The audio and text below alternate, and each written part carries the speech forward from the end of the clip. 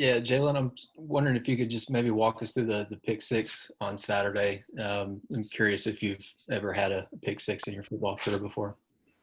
Uh, so for the first question, we were just in a zone coverage and just reading the quarterback, and he rolled out and read his eyes and just broke on the ball and made the play, and then got my eyes on the end zone and took it over from there. But I mean, it was a great feeling, and I mean, I credit my D line because without them, all the interceptions that happened that day wouldn't have happened. So credit to those guys and everybody else that did their jobs. And I just happened to be in the right place at the right time and made the play. Thank you. I asked Hayden this already, but what for you has been the difference between last year and this year, being able to overcome hurdles versus not being able to overcome them?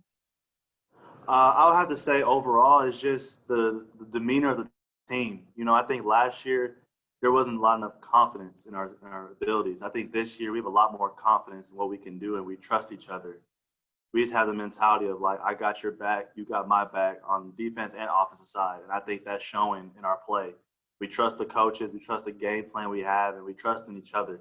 And we go out there, there's no doubt about it that I have 100% trust in our D-line, our linebackers, and our secondary, and our quarterbacks, receivers, and down to special teams. I mean, I have trust in everyone. I think that carries throughout the whole entire team, and the whole team said the same thing. And I think you see that passion and everything come out when we play. We just have full trust in each other, and I think that shows. Brandon?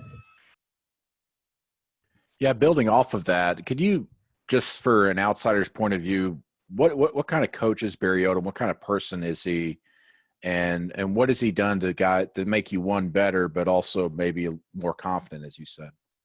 I mean, every day, he's coming to work. I mean, there's nothing else about it. I mean, I like him so much because what you see is what you get. You're not getting anything different but a guy that's ready to come in, make this team better every single day, and come in with a game plan every single day. And that's something that I love. I think that's what we build off, the energy that he brings. Every day, it doesn't matter where it's a Monday or a Saturday on game day. I mean, it's the same energy, it's the same approach. We treat every day like it's a game day, and that's what he stands on. And I think that energy, we just build off of his energy, And I think the team is really grateful that we have him because, he's a really good DC. And, I mean, Coach Pitt really did good with his hire. I'm glad he's on our defensive staff. But he's just a great guy overall.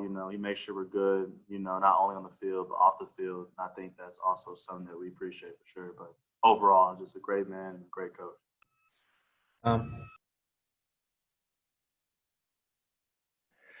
Can you talk about the 2 goal line stands you guys had? You had one to start each half, and apparently Elijah Moore would have been in running that play down on the first goal line stand you had because you had hit him hard and knocked him out of the game. It was another guy, and they mishandled the ball. So the importance of the 2 goal line stands you had to open each half. Those were very important, and you can't really call much on that except for that's more of just a want to, who wants to score or who wants to stop. And I mean, it showed that we wanted to stop and we got it. I'm proud of the D-line for getting the push and the linebackers for holding their own and our defensive backs for doing their job. And, on that 4th down on the 2 goal line stands, I have to credit Miles Mason, who made a good play. The guy was trying to reach over and he stopped him from doing it. And that was big right there. And in the very next play, they fumble it, and I'm in the right place, right time again. I make the play. And on the second time, same thing with Miles Mason. He made a good play. D-line had a good push, and linebackers fit the gas well, and we just made the stop. So I think I just credit the whole defense. I mean, it was just a 1-2, and, we just wanted it, and we got it. So I'm proud of them. Mike? This A&M losing streak in a lot of these games, it's been a fourth quarter defense issue, breakdowns late, going way back. You guys feel like you're maybe better equipped to deal with that this year than in past years? I would think so. I mean, like I said before, I just think that the mentality overall is just different. I don't think we really relate too much to what happened last year. Last year was last year. We're just focused on this year and what we're moving forward. I'm just proud that we got the win, but, our minds, our heads are on, getting better this week on our bye week, make sure we take care of all the mistakes we did last week and focus on A&M. But I think it's definitely a different mentality this year of how we're approaching the game and just, overall just what we bring to the table. I think we have a better plan this year, and I think we're executing at a very high efficiency on both sides of the ball, not just defense, but offense as well. But overall, I just think we're just playing, we're running to the ball, 11 guys to the ball, and it's a mentality of just 11 guys doing one thing, and that's their job. And I think that's what we're going to preach to carry on down the road. Great.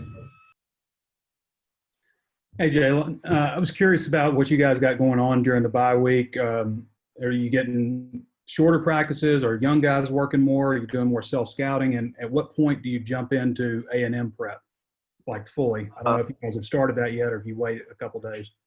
Yeah, for sure. That's a good question. We're prepping now, we're not going to wait, we're going to get on them now,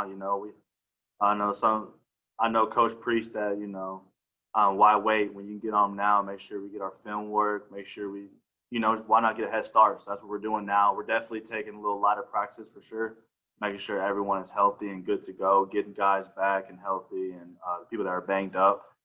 Getting freshman guys a little more rest for sure, make sure that they know what they're doing. Because like I said, with how the season's going, you never know what's going to happen. God forbid anybody goes down, but if it does, then you got to be ready to play. So we're prepping for them now, make sure we know everything and from top to bottom.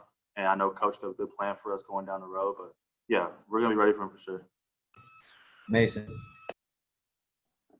Hey, Jalen. Hudson Clark said after the game on Saturday that Coach Carter was telling you guys you might be one of the best secondaries to come through Arkansas. I was just wondering what your thoughts on that were.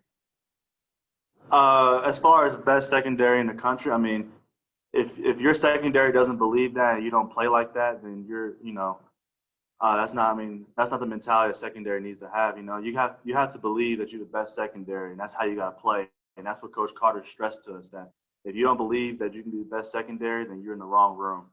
And you can see that in the way he coaches us and the way that he prepares us. I'm blessed that he's on our staff because every single day he brings, I know he's up here early, he's one of the first ones here, and he's the last ones out of here. And that just shows the care and love that he has for us and how much he really believes in us. And I think that just makes us want to even go even harder and go even more because we know that he has the full belief in us. And he sets out a good plan for us too in the back end, along with Coach Odom's plan, and we just kind of shake that up and we see what it does Saturday. And so far, it's just been nothing but success right now. But like I said, he's a great guy and a great coach. And like I said, we don't believe in best secondary, then you're in the wrong room. But I'm gonna let the social media take care of who they think the best secondary is and all that when it comes to the numbers and all that. But of course, I would believe that we're the best secondary when it comes to it. You got to have that mentality. But we're just going to keep our heads down and just keep pushing forward and just see what happens. Couple more. Tom? Jalen, both of the games you guys have won, you faced teams that were putting up monster offensive numbers. And then after the game, the analysts around the country talk about how you guys have set the template for how to play these teams. I wonder, and Grant pointed that out the other day, we want to be the team that sets the template. What's your take on all that? Yeah, definitely going in. Ole Miss, you looked at Ole Miss, they were a great offense. They're on a great Lane Kiffin, who was a great head coach and OC, and then you got Matt Corral. The explosive receivers, going in. Of course, I think those offenses are meant to intimidate and get you to try to experience and do things that you're not comfortable doing, or either stick to things that they want you to stick to. But I already knew what we had going in before was going to work. We just had 8 guys on and watching, And Coach Odom had a great plan for us. We weren't going to change what we do. We're going to keep doing the same thing we've been doing and keep it consistent and just make mistakes. An offense like that, it's hard to stop. You just got to maintain it. And I think that's what we did. Now, did we go in thinking that we can get 6 interceptions? It was like, man, it's a little different. But, I think we just sat back and we just read our keys and just did our thing, But Coach definitely did set a good game plan for us. And then, like Grant said, we executed. That's all we did. And the results showed. So I'm just proud of our guys and proud of our defense for, keeping the same mindset going to the game and coming out on top. Last one, Nikki. Jalen, do you remember Hudson from when he was playing at Highland Park and you were at Legacy? I think you guys had a matchup your senior year, but you were hurt. And then how have you seen him grow during your time here, and how cool was it to see him, get a scholarship soon? Yeah, I remember him senior year. He picked us off twice, so I knew him. I told him that if I was playing, that wouldn't have happened. But I'm not gonna speak on it. But he's a great guy. Every single day, from freshman year to now, his mindset's never changed. It was always about just getting better. And I think me seeing that even, was humbling because, a guy in his position who, if you asked him if he was going to be doing this, he'd probably said no. But I told him at the very beginning of the season, I said, you keep working like you are, you're going to get in the field. It's just all God's timing. And you can tell he believed in that. He just kept working. And then look where we are now, he went from nobody to somebody, But I'm not surprised by it. I've seen his work ethic from day one, and I've known him for a while. We're close friends, and I've seen the work he's put in, and I'm just glad that everyone's seeing, the finished product. He's not done yet, but I'm glad everybody's starting to see what type of player he is because, he's a good player, and he's just putting us on the map even more. And I'm just proud of him overall. I'm just speechless for it. I'm just proud. All right, that'll wrap us up. Thanks, Jalen. Appreciate it, Jalen. Thank y'all. Thanks, Jalen.